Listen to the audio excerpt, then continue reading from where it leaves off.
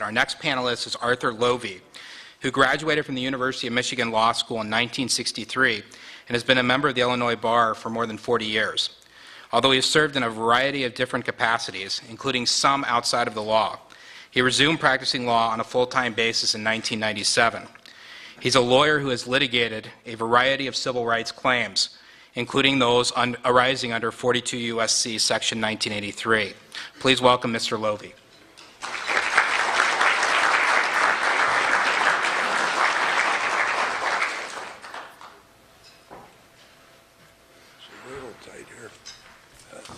Thank you, Judge, and thank you to the Society for including me in this panel. I'm going to beef up my resume just slightly, Judge, if I may, because I think it's important for the participants to have an understanding of where I'm coming from in my remarks. Our firm does almost exclusively civil rights work, stated under Section 1983. We sue individual police officers. We sue departments, generally on claims of excessive force. We've exonerated people. We sue for malicious prosecution of departments and for wrongful convictions. We've had, I can say, I think not immodestly, a great deal of success over the last 10 or 12 years, and at least part of that success is indicated by the fact that many of our cases, if not most of our cases, come from defense attorneys, people whom we've litigated against, and frequently police officers whose family members have had problems of their own. Also, let me say generally that, and I say this respectfully to my fellow panel members, in my opinion, based on my experience, police work, police officers and what they do are among the most difficult people and the most difficult area to analyze. Police officers obviously are given a responsibility in our domestic society that is not given to any other. They're armed, they have the right to use force, including deadly force, against other citizens. With that also comes, of course, an extraordinary sense of responsibility. And a lot of the litigation, a lot of the issues that the judge has indicated to you will be discussed today have very much to do with police officers and police departments. In my judgment, you cannot really talk about criminal justice in the United States without an understanding of how police departments work and with how police officers work. Obviously, there's a great range, just as there's a range among all of us in who we are and how well educated we are or not, what our political philosophy is, what our social philosophy is, how well we are adjusted to the jobs that we are doing. But there are certain currents that I think can be generalized about, and I'd like to address some of them today, and it might appear somewhat contrarian, but I do strongly believe that the things that I'm going to talk about are not factors that are easily determined on the basis of studies, but can only be determined somewhat anecdotally, and I'm going to express some of those anecdotes to you in my comments. First of all, I would suggest that throughout this country, small departments, large departments, urban departments, rural departments, departments that have deal with very serious crime, departments that for the most part deal with less serious crime.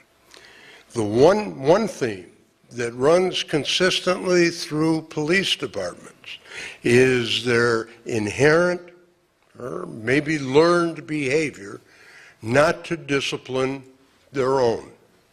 Discipline within police departments I don't want to say laughable, that's disrespectful.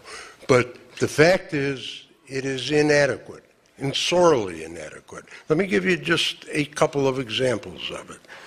In almost every department in the country that we've had experience with, the discipline of an officer, if he is accused of wrongdoing, and if he is accused of the wrongdoing and nothing happens as a result of it, if his own department chooses not to exercise discipline, that charge doesn't become a part of his personnel file. So if a police officer is accused of sexual assault on a Monday, and it's not sustained, using the language of the department, and he's accused by another individual on Wednesday, when discipline is being considered, in most departments, they don't look at what happened on Monday. If he's charged again the following week, they don't say maybe there's a pattern that is existing here. It's not how police departments discipline. As a result of that, police officers can engage in conduct which is detrimental to their departments, detrimental to the citizenry as a whole. The way in which citizens' complaints are processed within police departments, almost universally, is inadequate and is set up in such a manner as to have the person making the charge in a position of not being successful. Now, all of us know that on a traffic stop or even criminal activity, the first reaction might be, the cop did it, he was the one that was at fault.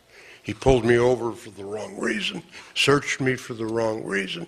And police, to be sure, suffer a lot from charges that are unfounded, can't be substantiated, and are sometimes just to protect the person being charged.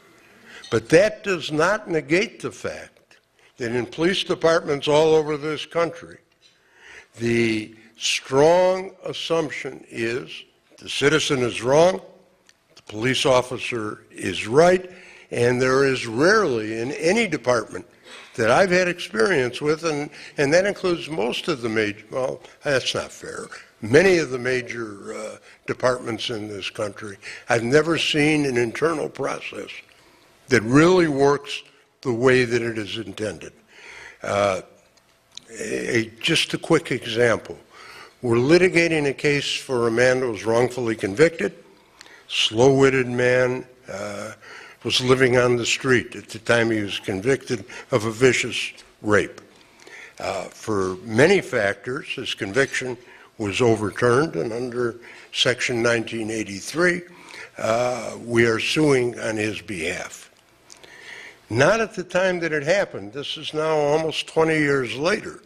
But as a result of our discovery, we find letters from other policemen, very unusual. And we know they were other policemen because it came through departmental mail, saying that they saw the subject beaten, they saw the subject being given information about the rape which he was accused, and after being beaten for a while, the fellow said, I'll sign everything, anything you want me to.